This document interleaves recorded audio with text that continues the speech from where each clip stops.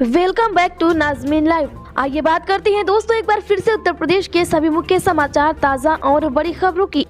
OBC आरक्षण को लेकर काम शुरू, घर घर जाएगी टीम। 3 महीने में सरकार की रिपोर्ट सौंपेगा आयोग। जी हाँ, बता दें कि उत्तर प्रदेश राज्य स्थानीय निकाय समर्पित पिछड़ा वर्ग आयोग के अध्यक्ष न्यायमूर्ति राम अवतार सिंह ने कहा है कि निकाय चुनाव में पिछड़ों को आरक्षण देने संबंधी रिपोर्ट 3 माह में राज्य सरकार को सौंप दिया जाएगा। बता दें कि उनकी यह प्रक्रिया 6 माह में पूरी हो जाएगी। नया साल 2023 में नोटबंदी, सीएए समेत कई अहम याचिकाओं पर फैसला देगा सुप्रीम कोर्ट। इन मामलों में केंद्र से टकराव। जी हाँ दोस्तों, बता दें कि आज से नया साल शुरू हो रहा है। सुप्रीम कोर्ट जनवरी 2023 में 1000 और 500 रुपए के पुराने नोटों को बंद करने के केंद्र के 2016 के फैसले को चुनौती देने वाली याचिकाओं पर अपना फैसला सुनाएगा और कई मुद्दों की जाँच भी करेगा। खबर है कि विशेष रूप से अधिनियम 1991 को चुनौती देने वाली याचिकाएं और नागरिकता संशोधन अधिनियम यानी सीएए आदि के खिलाफ 200 से अधिक याचिकाओं पर फैसले आने हैं। उत्तर प्रदेश में गैर मान्यता प्राप्त मदरसों को यूपी सरकार नए साल में देगी तोहफा। 7 साल बाद मिल रहा है ये। जी हाँ, बता दें कि उत्तर प्रदेश के हजारों गैर मान्यता प्राप्त मदरसों को राज्य सरकार नए साल में मान्यता का उपहार देने की तैयारी कर रही है। वहीं दोस्तों, पिछले वर्ष की बात करें तो 2015 में तत्कालीन यानी अखिलेश यादव की सरकार ने करीब 1500 मदरसों को सरकारी मान्यता प्रदान की थी। इस वक्त राज्य में करीब 16000 मदरसे मान्यता प्राप्त उपस्थित है। उत्तर प्रदेश के स्कूलों के बाद अब इस कॉलेज में हुई सर्दी की छुट्टी, ये यूनिवर्सिटी भी 7 दिन रहेगी बंद। जी हाँ, बता दें दोस्तों कि सर्दी को देखते हुए बरेली में 8वीं तक के स्कूलों के बाद अब बरेली कॉलेज में भी छुट्टी शुरू हो गई है। पहले बरेली कॉलेज की सर्दियों की छुट्टी को निरस्त कर दिया गया था, लेकिन अब बता दें दोस्तों कि एक बार फिर से छुट्टियों को बहाल कर दिया गया है। इसके अलावा रुहेलखंड यूनिवर्सिटी में भी 7 दिन की छुट्टियाँ बोल दी गयी। रुहेलखंड विश्वविद्यालय के कुलपति ने 7 जनवरी तक विश्वविद्यालय कैंपस के साथ साथ सभी संबद्ध महाविद्यालयों में शीतकालीन अवकाश घोषित किया है। 12 करोड़ किसान से केंद्रीय कर्मचारी तक, गुड न्यूज लेकर आ गया जनवरी का महीना। जी हाँ, बता दें दोस्तों कि नए साल का आगाज हो चुका है। इस नए साल के पहले महीने यानी जनवरी में किसानों से लेकर केंद्रीय कर्मचारी तक को गुड न्यूज मिलने वाली है। किसानों को पीएम सम्मान निधि की 13वीं किस्त का इंतजार है, तो वहीं केंद्रीय कर्मचारियों का बढ़ा हुआ महंगाई भत्ता भी मिलने की उम्मीद है। आपको बता दें कि देश के 12 करोड़ से ज्यादा किसानों को प्रधानमंत्री किसान सम्मान निधि योजना की 13वीं किस्त का इंतजार है। बता दें दोस्तों कि सरकार इस जनवरी के पहले सप्ताह में ही पीएम किसान की 13वीं किस्त ट्रांसफर कर सकती है। उत्तर प्रदेश में कोरोना के हालात पर पीएमओ की हाई लेवल मीटिंग, नए वेरिएंट्स पर फोकस करने का निर्देश, बूस्टर डोज पर भी जोर। जी हाँ, बता दें कि कोरोना वायरस के मामलों में कुछ देशों में उछाल के बीच आज टॉप गवर्नमेंट ऑफिसर की अध्यक्षता में हाई लेवल मीटिंग हुई। प्रधानमंत्री के प्रधान सचिव पीके मिश्रा ने देश भर में कोविड की स्थिति की समीक्षा के लिए इस मीटिंग की अध्यक्षता की, जिसमें सीनियर अधिकारी और हेल्थ एक्सपर्ट शामिल हुए। बैठक में दोस्तों बताया गया है कि दिसंबर में करीब 500 सैंपल्स इकट्ठा किए गए हैं, जिनकी देश भर के लैब्स में जीनोम सीक्वेंसिंग की जा रही है। इस दौरान दोस्तों बता दें कि मिश्रा ने 22 दिसंबर को हुई समीक्षा बैठक के बाद पीएम की ओर से जारी निर्देशों के पालन को लेकर जानकारी भी मांगी है। उत्तर प्रदेश में फिर से मिलेगा फ्री राशन का लाभ, 1 साल तक इन्हें दिया जाएगा गेहूं चावल। जी हाँ, बता दें दोस्तों कि केंद्र सरकार की ओर से एक बार फिर 1 साल तक फ्री गेहूं चावल दिया जाएगा। अंत्योदय और पात्र गृहस्थी लाभार्थियों को इसका लाभ मिलेगा। यूपी के खाद्य आयुक्त सौरभ बाबू ने यह जानकारी दी है। केंद्र सरकार की योजना के तहत आने वाले अंत्योदय तथा पात्र गृहस्थी लाभार्थियों को 1 जनवरी यानी आज से 2023 वर्ष तक के लिए निःशुल्क खाद्यान्न उपलब्ध कराने का फैसला किया गया है।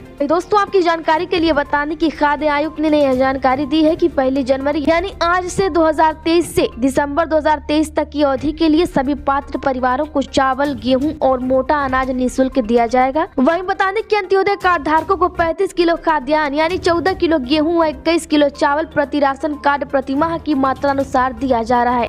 बुलडोजर से डरा रही सरकार, शिवपाल का बड़ा ऐलान, सड़क पर होगा संघर्ष। जी हाँ, बता दें कि सपा के वरिष्ठ नेता शिवपाल सिंह यादव ने आज कहा है कि बुलडोजर से डरा रही सरकार के खिलाफ अब सड़क पर संघर्ष होगा।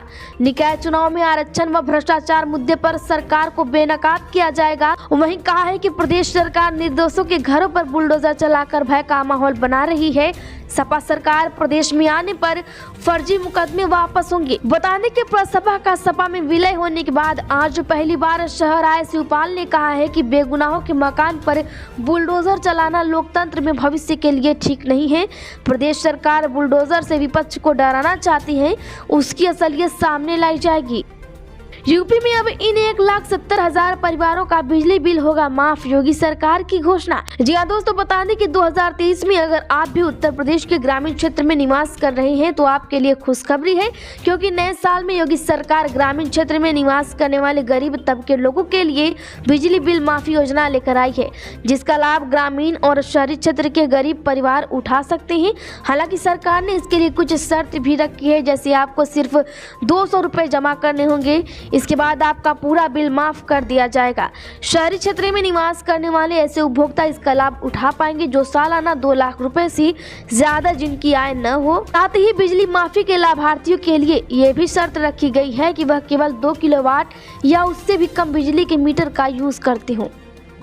यूपी के इस क्षेत्र में 18 जनवरी तक मांस मदिरा के इस्तेमाल पर रहेगा प्रतिबंध। जी हाँ दोस्तों, बता दें कि माघ मेला क्षेत्र मांस मदिरा निषिद्ध क्षेत्र घोषित कर दिया गया है। बता दें कि उत्तर प्रदेश के प्रयागराज मेला प्राधिकरण ने इसके इस्तेमाल पर पूरी तरह से रोक लगा दी है। मेले के दौरान औचक निरीक्षण किया जाएगा। अगर कोई नियम तोड़ते हुए पाया गया तो उसके खिलाफ सख्त कार्रवाई की जाएगी। जानकारी के लिए बता दें दोस्तों कि संगम की रेती पर 6 जनवरी पौष पूर्णिमा से लेकर 18 फरवरी महाशिवरात्रि तक माघ मेले का आयोजन होगा। इस दौरान 650 हेक्टेयर में फैले मेला क्षेत्र में मांस मदिरा का इस्तेमाल पूरी तरह से प्रतिबंधित किया गया है।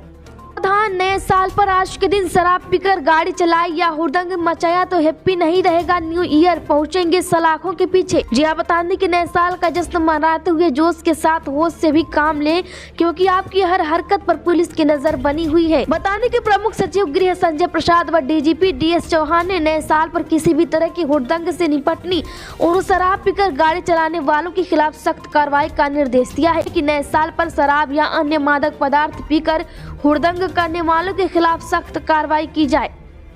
उत्तर प्रदेश में 15 जनवरी तक इस जिले में बंद रहेंगे स्कूल, डीएम ने की 8वीं तक के बच्चों की छुट्टी। जी हाँ, बता दें कि उत्तर प्रदेश में पिछले 2-3 दिनों से पड़ रही कड़ाके की सर्दी ने स्कूलों की छुट्टियां बढ़ा दी है। हालांकि कुछ जिलों में केवल 31 दिसंबर तक ही छुट्टियां थी।